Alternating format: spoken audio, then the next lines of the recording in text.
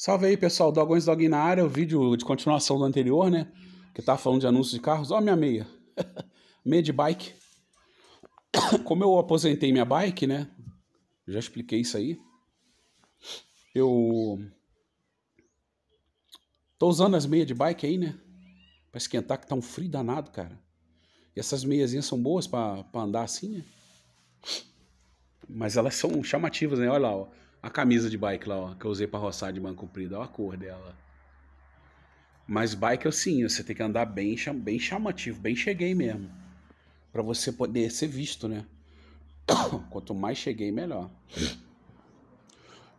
Desculpa, pessoal, a tosse. Eu voltei de São Paulo com a rinite atacada e, sei lá, a sensação de sinusite. É uma loucura isso. E tá frio aqui, cara. Bom, eu estava falando dos anúncios que você tem que ver nas entrelinhas e tal, no vídeo anterior aí, né? Dizendo lá o anúncio dos caras, tudo é raridade, raridade. E isso, aí eu tava fazendo a seguinte sugestão para mim mesmo. Se o carro é raridade, se o cara não tá mentindo no anúncio, ele pode estar mentindo nos outros 11. Naquele ele pode não estar mentindo. Eu teria que ir lá ver o carro. Só que é um problema sério. Você, quando vai ver um carro com um vendedor de carro, esses mais maceteados, eles te deixam até falando sozinho. Quando você começa a descobrir os problemas do carro, o cara, ele já fizeram isso comigo. O cara vira as costas e vai lá pro escritório dele, vai lá para dentro da loja, não sei o quê. O cara te deixa sozinho. Ele simplesmente ele não quer vender o carro para você. Porque ele sabe que você vai chegar, ó, esse carro tem que fazer isso, isso e isso. Então você vai ter que descontar aí 2.000, 1.500, 3.000 reais, sei lá. Ou você faz isso e tal, enfim. Você vai entrar numa negociação com ele que ele não quer. Ele quer pegar um desavisado, que só quer ver o valor da prestação do carro e vai comprar o carro. O cara vai lá, vê o carro, tá polidinho, bonito, tá com pneu com pretinho, o cara vai lá e compra o carro. Então é o seguinte, como que você chega nesses caras e você não os assusta, né? Até para você tentar fazer uma negociação com eles. Obviamente que a gente tem que, se o carro que esteja na loja dele interessar, não custa nada tentar negociar. Só tem uma solução. É você ver o carro, dar uma olhada no carro, aí você pede para dar uma volta, se o cara deixar você dar uma volta, aí você vai parar num lugar que dê para parar, que ele não esteja vendo. Aí você vai tirar as borrachas, vai olhar o carro por cima, vai olhar por baixo, vai olhar motor, vai olhar amortecedor, se tem rachadura, se o carro é lacrado, se não é lacrado, se tem algum sinal de desgaste excessivo para quilometragem, principalmente de soleiras, se as portas falta fazer embuchamento de porta, de dobradiça de porta, cara, aí tu vai ver se tá bem alinhado, as peças estão bem alinhadas, se o farol é original, se não é, se a lanterna é original, se não é.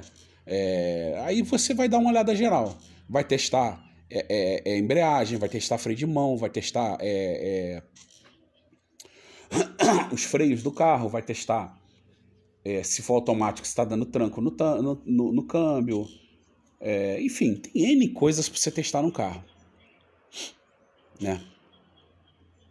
Porque quando você chega na loja do cara e você começa a debulhar o carro dele, debulhar que eu tô dizendo no bom sentido, você não tá estragando o carro. Às vezes você levanta uma borracha para ver se a solda original daquela solda do robô tá ali, né? Se foi feita alguma emenda de carroceria. Então você precisa puxar a borracha das portas. Entendeu? Então você tem alguns trabalhos para fazer que o cara não vai gostar e ele não tem interesse nesse tipo de... Muitas vezes, o cara, se ele não tiver com um produto muito bom, ele não vai ter interesse em te vender o carro, tá? Porque ele não vai querer baixar 2, 3, 4 mil no carro, que sejam 2 mil, se ele pode vender com preço cheio para uma outra pessoa, tá?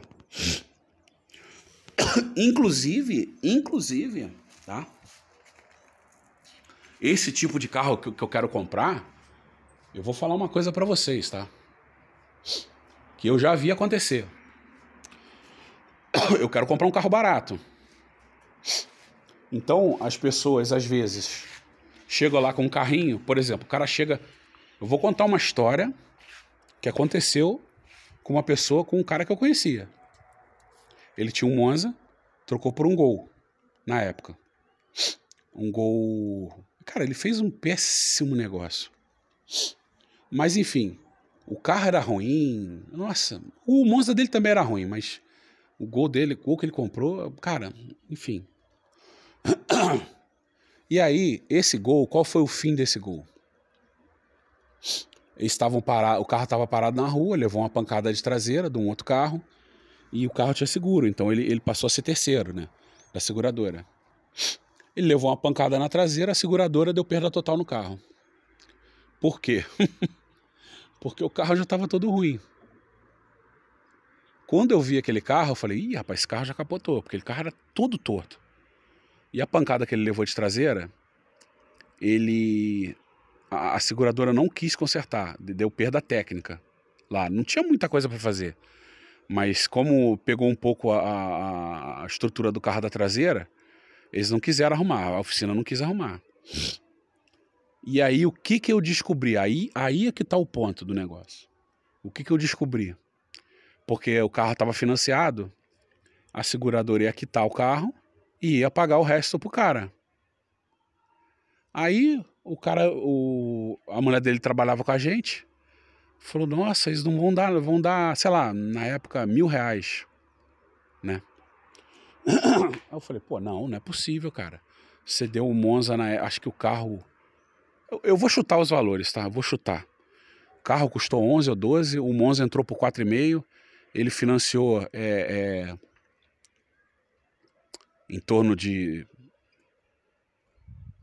7, mais ou menos, 6,5 ou 7, né? Financiou lá o carnêzão. Isso é normal pra gente, né? Quem não teve um carnê de carro? Quando eu fui bater o carnê do cara lá, tinha 12 prestações a mais. Era pra ser 48, eu não sei se era pra ser 36 e tava 48, ou se de 48 tava 60, um negócio assim. E o cara não conferiu nada, não sabe conferir. O cara, essas pessoas que... ele não tinha muita noção dessas coisas. E ele também nunca tinha me pedido pra olhar nada. Eu também não vou ficar me metendo na vida do cara, porra. Não é assim. Quando eu bati o olho, eu falei... O que o lojista fez com ele? Pegou o Monza e não abateu e financiou o carro todo pro cara. Na financeira. Com isso, o juro dele ficou mais alto. E ele, coitado... Ele estava pagando a prestação, ia pagar acho que 1 ano a mais, né? Ele só ia perceber isso daqui a 4 anos, sei lá, 3 anos, porque o carro devia ter mais ou menos 1 ano quando tomou a batida. Ele não sabia bem o negócio, né? E essa foi a desonestidade do cara com ele, né? Bom, eu não tô dizendo que todos são assim, tá? Não é isso que eu tô dizendo, não. Então, às vezes eu vou lá conversar com o cara, ele não quer vender pra mim, ele quer vender pra um cara que às vezes vai dar um carro de entrada pra ele, que ele não vai abater na negociação, ou vai abater menos, vai dar um carnê maior pro cara, e o cara não vai perceber que o carro tá com aquele problema X ou Y, que eu vou perceber e vou tentar bater do preço. E ele não tem interesse em vender o carro para mim. Então, meus amigos, é assim que funciona o mundo de carros usados, né? Principalmente esses carros assim mais baratos. Quando é um carro um pouco mais novo, às vezes o cara até tem uma gordura maior e ele quer vender o carro, porque é mais difícil vender e tal. Às vezes ele até aceita que você impõe alguma condição. Mas quando é um carro mais barato, de 15, 17, 18 mil, 20 mil, o cara não quer. Ele quer isso. Ele quer tipo assim, ele tá vendendo um carro de 22, ele quer pegar um Corsinha que vale 10, ele vai pagar 6, 6,5, e aí na hora de abater o carnê do cara, ele vai bater 2. Ou às vezes não vai bater nada. Ou ele pega uma moto na entrada e na hora de fazer as contas do financiamento, sua prestação deu tanto, o cara tá tudo feliz. Só que tem 12 meses a mais. Resumindo, quando você for ver um carro, principalmente de um lojista, esses mais maceteados, porque você também pode achar um carro, você pode achar carro bom em qualquer lugar, não estou dizendo que você não se deve comprar carro de lojista. Mas se for esses carros desses preços, assim, é caro, mas não estou dizendo que é barato. Mas é o caro do menos caro, né? E você quiser dar uma geral no carro, você vai ter que tirar da loja do cara, dar uma volta com o carro e fazer uma inspeção ou num posto de gasolina, ou numa oficina que você conhece, ou numa rua que você sabe que você pode parar sem ter nenhum problema, ninguém ser assaltado, não dar uma multa, nada, entendeu? Um lugar que você consiga parar, dar uma olhada no carro por baixo, mesmo que você tenha que entrar debaixo do carro, dar uma olhada em coifa, dá uma olhada em longarina, dá uma olhada em calço de motor, dá uma olhada em borrachas, vê se tem solda, as soldas dos robôs estão nos pontos certos, vê se tem emenda de lateral, vê se tem se as juntas ali, se ele está bem alinhado, entendeu? Vê se tem pneu desgastado irregularmente, por dentro, por fora. Aí você dá uma geral no carro. Levanta o capô, balança ele para ver se o capô é daqueles capô mole, que já é de reposição, daquelas peças bem ruins, entendeu? Você dá uma balançada assim no capô, com ele aberto, para ver se ele tá bem firme ou se ele tá meio assim. Enfim, tem muita coisa para olhar, tá? No carro. E aí você não vai poder olhar na frente dele, porque senão ele vai te deixar falando sozinho e às vezes o carro do cara é bom, né? E é o pior, né? Às vezes também ele não vai querer te dar desconto. Certo? Porque o lojista tá desse jeito. Tá ruim de você tirar, sei lá, R$1.000, R$2.000 de um carro de lojista. Tá difícil. Então eu já sabedor disso, aí tem que entender, vendo o vídeo anterior, que eu vi um carro que provavelmente é de um lojista, o cara tá anunciando 12 carros. E todos os carros dele são raridades. Então se eu chego lá e começa a fuçar o carro por baixo, por cima, não sei o quê, o cara não vai querer me vender o carro. Mediante todas essas coisas que eu expliquei aí, né? Repetindo, eu não estou generalizando, tá? Mas eu até hoje não dei sorte com lojista. Eu praticamente até hoje eu comprei 2 carros com lojista. Lojista que eu digo revendedor de carro. Um eu me dei mais ou menos bem, o outro eu me dei bem, tá? E enfim, o resto eu comprei tudo de particular ou comprei zero, certo? Acho que eu já contei na história aí a compra do Clio, né? Como é que foi feita. Foi particular também. E era um carro muito, muito, muito novo.